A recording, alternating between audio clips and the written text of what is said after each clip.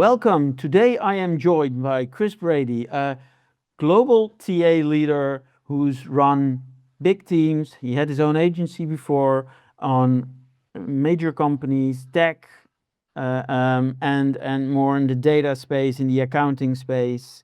And he's also the podcast host for the Talent Leadership podcast. Welcome, Chris. Thank you for having me. It's amazing to have you. You told me before we started, in your recent job, you took over a team which had not done a hire in 3 months' time, and within 6 weeks, you got them up to 11 hires. How did you manage that? So I think when I look at the, after action report, the biggest piece of this was setting the expectations. The recruiters were working, they were doing their jobs, but they didn't have a leader to come in and set expectations with executive leadership. This is how we work. This is how we source. Most of the submittals and I'd say recruiting delivery was based on sharing a bunch of resumes and having the hiring managers choose who's good and who's not. So I had to back that up and say, you know what, we're going to redo all the strategy meetings and we're going to submit candidates that actually fit what you're looking for. And then you're going to choose which ones you want to hire. But it's changing that kind of mindset.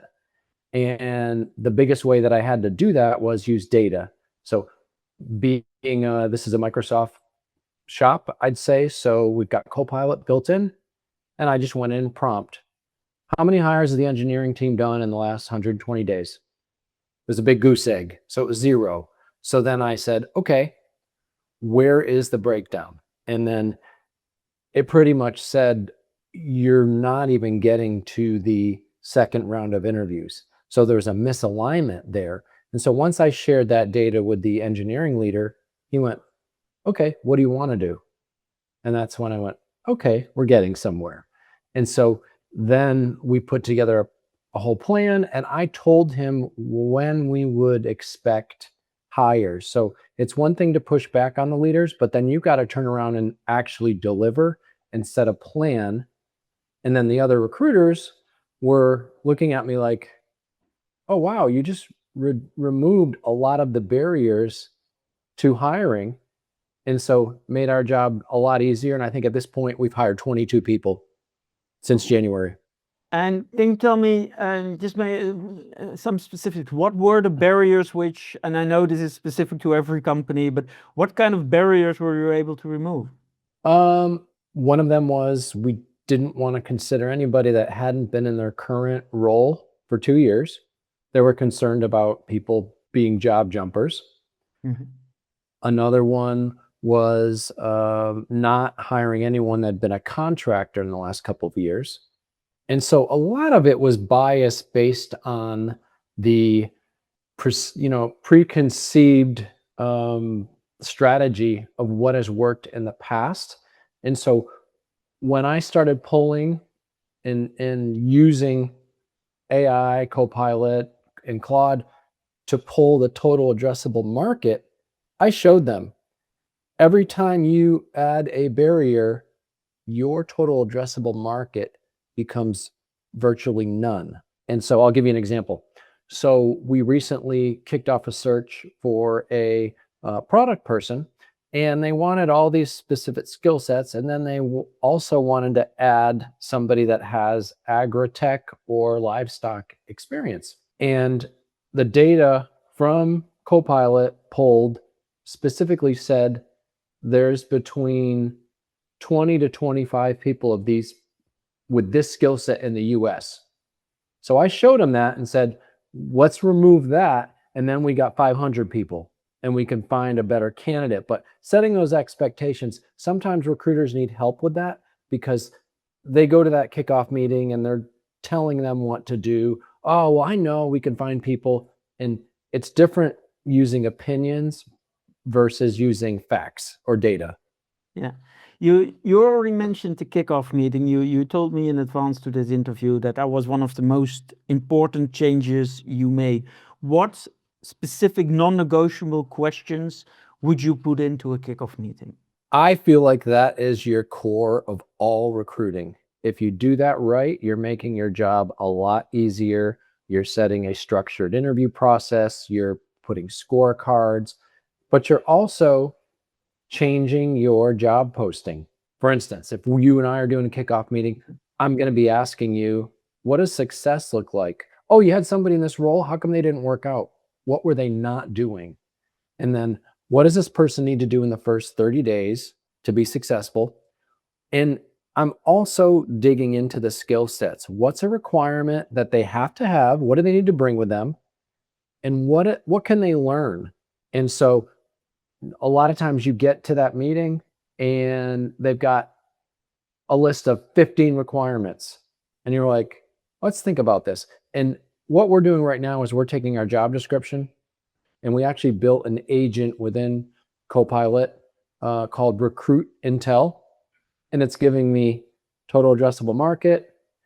It's telling me what are the skills requirements based on that. So I'm using data and I'm helping steer those conversations to, and I'm also pulling profiles. So I'm walking through, it's pretty much what I'm trying to do is speed up that process. I don't want to submit candidates and wait for feedback and get 3 weeks into the process and you say, hey, you know what? I don't like people from this university. I want to know all that up front because I'm going to hit that when I need to and say, well, let's talk about that. But sharing profiles so that what I'm really trying to do, if I'm just making things super easy, I'm trying to make the recruiters on my team have an easier job because it's a hard job. Average recruiter right now in the US has over 5,000 candidates they're trying to manage. So think about that. What's their day like? I'm trying to make it easy. So when I go work somewhere, people are texting me and asking me, hey, do you have an opening? Can I come work for you? Because they remember I had their back and I was trying to make their job easier. Yeah. You also told me that you were holding hiring managers accountable for their part in the process. How do you, what kind of behavioral expectations do you set and how do you manage to hold them accountable? I think it's a longer process, but once I realized and jumped on a bunch of different strategy meetings, I went, okay, here's the gap. So I need to train it. So I actually did a all hands, almost like a license to hire type of training. This is your job. This is the recruiter job. This is what the recruiter's going to do. This is what you're going to do. And during that process, you're showing them this is how you are going to hire the best possible talent. Like an example, a low performing hiring manager will ask candidates, why are you interested in working for my company? Or what's your strengths? What's your weaknesses? And I'm like, 1985 called, they want their recruiting process back. So we're changing how they think about and asking those questions a little differently to get away from the noise and we're focused on signal of hiring great people. Yeah. And when a hiring manager doesn't keep to their the expectations you expressed upfront, like get back to me within a week or 3 days, depending on the job, and then blames the recruiter. Um, how do you manage with that? How do you deal with that? Well, there's obviously the data piece, but we have to agree upon what are our terms, what's my job, what's your job, and we have a 24-hour SLA. And so if there's a challenge, I'm telling the recruiters, send them to me. Let me have a conversation with them. I'll kind of show them what great looks like and we'll continue that. But I think that's another piece that I see if I'm talking directly to talent acquisition leaders, get involved in your process. I know you're busy and you're talking to all the executives, but join a kickoff meeting and model the behavior that you want the recruiters to have.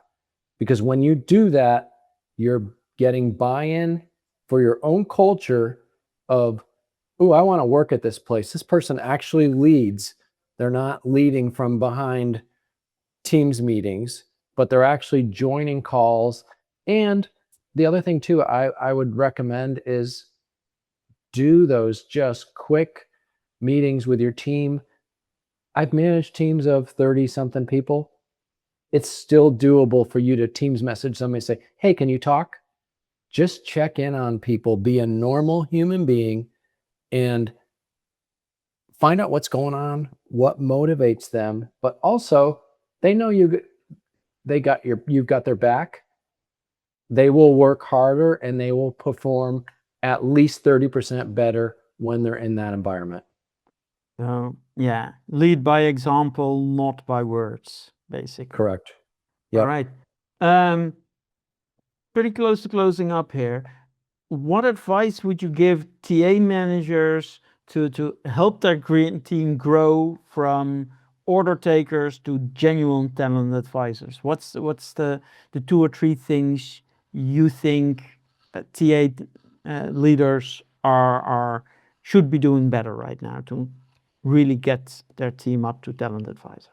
I think the setting the structure in the process and making that flow, but also not making certain things non-negotiables.